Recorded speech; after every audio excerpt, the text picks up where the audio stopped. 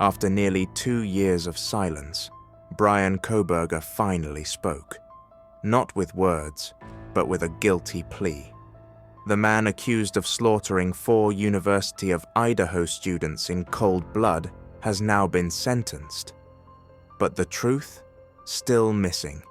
What made him do it? What new evidence just surfaced? And why are investigators saying, this case isn't over yet?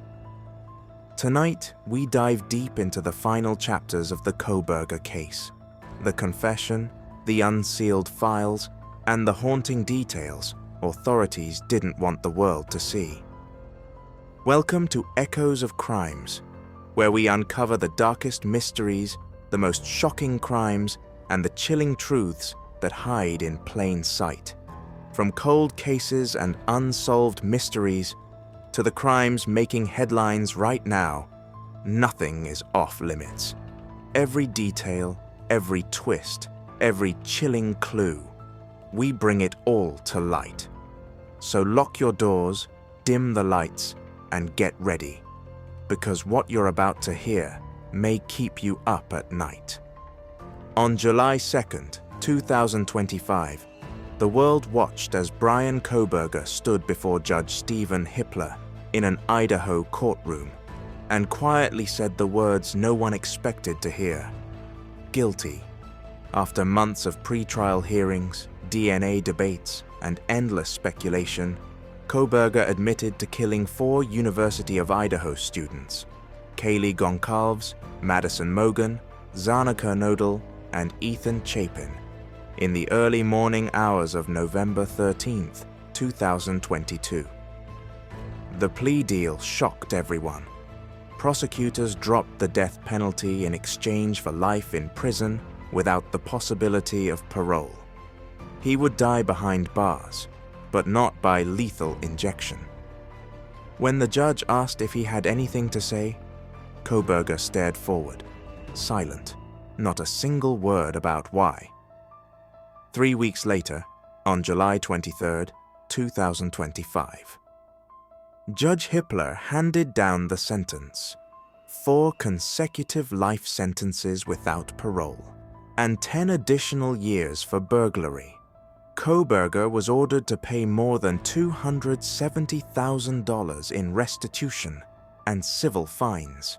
In the courtroom, families of the victims read impact statements, voices trembling but unbroken. Kaylee's mother said, "You took everything. You took our peace, our joy, our family. And for what?" Still, even at sentencing, there was no apology, no explanation, only silence.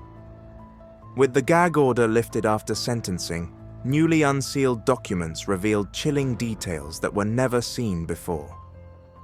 According to the Moscow Police Department logs, in the weeks leading up to the murders, the victim's home experienced unusual disturbances. Doors found open, footsteps in the backyard, and even a report of a man staring through a window late at night. Detectives now believe that Kohberger may have been stalking the victims long before that fatal night, using cell tower pings and his car's movements to trace their routines. One roommate told investigators that Madison Mogen once said, "I feel like someone's watching me." A DoorDash driver also came forward, claiming she saw Kohberger's vehicle minutes before the murders, while delivering food to the home, and yet, the murder weapon, still missing. Authorities confirmed no knife was ever recovered, even after extensive searches through nearby forests, rivers, and landfills. Inside prison, Kohberger has remained cold and analytical, rarely speaking, often taking notes alone in his cell. Former classmates describe him as obsessed with control, psychology, and criminal behavior. Some investigators now believe the murders may have been an experiment, a twisted academic obsession turned deadly. Despite pleading guilty, Kohberger refused to explain his motive. His defense team cited mental health and privacy concerns. but several behavioral experts reviewing the case say his silence is strategic, that by withholding motive, he retains a form of power, even from behind bars. In a sense, he's turned this case into his own study of human behavior, and we, the public, are his unwilling subjects. For the families, the plea brought mixed emotions: relief that he'll never walk free, but agony knowing they'll never understand why. Prosecutors have now filed a 99-year no-contact order, preventing Kohberger from ever reaching out to victims' families. In Moscow, Idaho, the home where the murders happened was demolished earlier this year. A symbolic end to a nightmare, though the community says the shadow of that night still lingers. Kaylee, Madison, Zana, and Ethan's memories live on through scholarships and annual campus vigils, a reminder of how fragile safety can be and how darkness can hide in plain sight. So, what's next for the Kohberger case? Even with a guilty plea, there are still unanswered questions.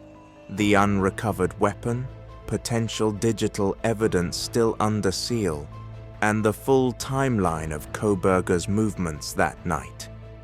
Journalists are now fighting to access over 1,000 pages of investigative files, material that could shed new light on the planning and psychology behind one of America's most haunting modern crimes. The case of Bryan Kohberger is closed in the eyes of the law, but not in the minds of those seeking the truth. He may have been sentenced to die in prison, but the story of what really happened on King Road continues to unfold. What do you think? Was this the act of a criminal mastermind, or a man spiraling into darkness? Let us know in the comments.